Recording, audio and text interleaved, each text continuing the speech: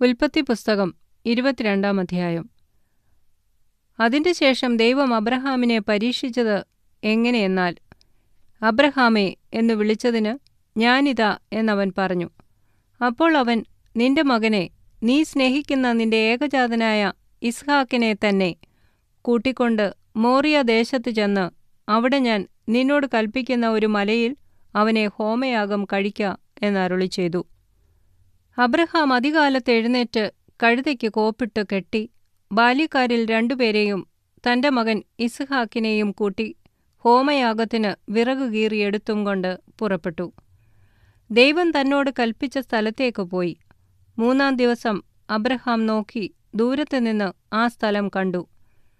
Abraham ബാല്യക്കാരോട്, നിങ്ങൾ കഴുതയുമായി ഇവിടെ ഇരിപ്പീൻ, ഞാനും ബാലനും അവിടത്തോളം ചെന്ന് ആരാധന കഴിച്ച് മടങ്ങിവരാം എന്നു പറഞ്ഞു. അബ്രഹാം ഹോമയാഗത്തിനുള്ള വിറകെടുത്ത് തന്റെ മകനായ ഇസ്ഹാക്കിന്റെ ചുമലിൽ വെച്ചു. തീയും കത്തിയും താനെടുത്തു. ഇരുവരും ഒന്നിച്ച് നടന്നു. അപ്പോൾ ഇസ്ഹാക്ക് തന്റെ അപ്പനായ അബ്രഹാമിനോട്, അപ്പാ എന്നു പറഞ്ഞതിന് അവൻ, എന്താകുന്നു മകനെ എന്നു പറഞ്ഞു. തീയും വിറകുമുണ്ട്, എന്നാൽ ഹോമയാഗത്തിന് ആട്ടിൻകുട്ടി എവിടെ എന്നവൻ ചോദിച്ചു. ദൈവം തനിക്ക് ഹോമയാഗത്തിന് ഒരു ആട്ടിൻകുട്ടിയെ നോക്കിക്കൊള്ളും മകനെ എന്ന് അബ്രഹാം പറഞ്ഞു. അങ്ങനെ അവർ ഇരുവരും ഒന്നിച്ചു നടന്നു. ദൈവം കൽപ്പിച്ചിരുന്ന സ്ഥലത്ത് അവർ എത്തി.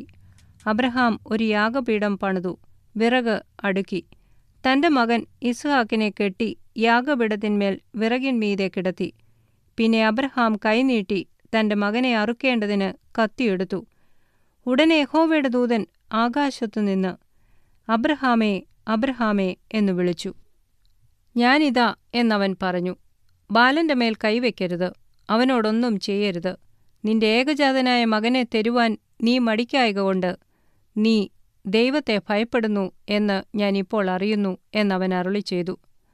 അബ്രഹാം തലപൊക്കി നോക്കിയപ്പോൾ പിമ്പുറത്ത് ഒരു ആട്ടുകൊറ്റൻ കൊമ്പ് കാട്ടിൽ പിടിപെട്ട് കിടക്കുന്നത് കണ്ടു.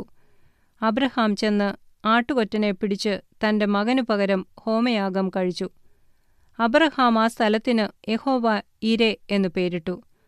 യഹോവയുടെ പർവ്വതത്തിൽ അവൻ പ്രത്യക്ഷനാകും എന്ന് ഇന്നുവരെയും പറഞ്ഞുവരുന്നു.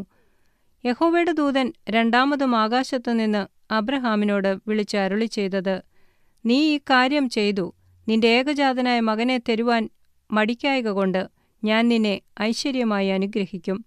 നിന്റെ സന്തതിയെ ആകാശത്തിലെ നക്ഷത്രങ്ങൾ പോലെയും കടൽക്കരയിലെ മണൽ പോലെയും അത്യന്തം വർദ്ധിപ്പിക്കും. നിന്റെ സന്തതി ശത്രുക്കളുടെ പട്ടണങ്ങളെ കൈവശമാക്കും. നീ എന്റെ വാക്ക് അനുസരിച്ചതുകൊണ്ട് നിന്റെ സന്തതി മുഖാന്തരം ഭൂമിയിലുള്ള സകല ജാതികളും അനുഗ്രഹിക്കപ്പെടും എന്ന് ഞാൻ എന്നെക്കൊണ്ട് തന്നെ സത്യം ചെയ്തിരിക്കുന്നു എന്ന് യഹോവ അരുളി ചെയ്യുന്നു. പിന്നെ അബ്രഹാം ബാല്യക്കാരുടെ അടുക്കൽ മടങ്ങിവന്നു. അവർ ഒന്നിച്ച് പുറപ്പെട്ട് ബേർഷേബയിലേക്ക് പോന്നു. അബ്രഹാം ബേർഷേബയിൽ പാർത്തു. അനന്തരം മിൽക്കായും നിന്റെ സഹോദരനായ നാഹോരിന് മക്കളെ പ്രസവിച്ചിരിക്കുന്നു എന്ന് അബ്രഹാമിന് വർത്തമാനം കിട്ടി. അവർ ആരെന്നാൽ, ആദ്യജാതൻ ഊസ്, അവന്റെ അനുജൻ ബൂസ്, അരാമിന്റെ പിതാവായ കെമുവേൽ, കേശദ്, ഹസോ, പിൽദാഷ്, ഇദലാഫ്, ബെഥുവേൽ. ബെഥുവേൽ റെബേക്കയെ ജനിപ്പിച്ചു. ഈ 8 പേരെ മിൽക്ക അബ്രഹാമിന്റെ സഹോദരനായ നാഹോരിന് പ്രസവിച്ചു. അവന്റെ വെപ്പാട്ടി രയൂമ എന്നവളും തേബഹ്, ഗഹാം, തഹശ്, മാഖ എന്നിവരെ പ്രസവിച്ചു.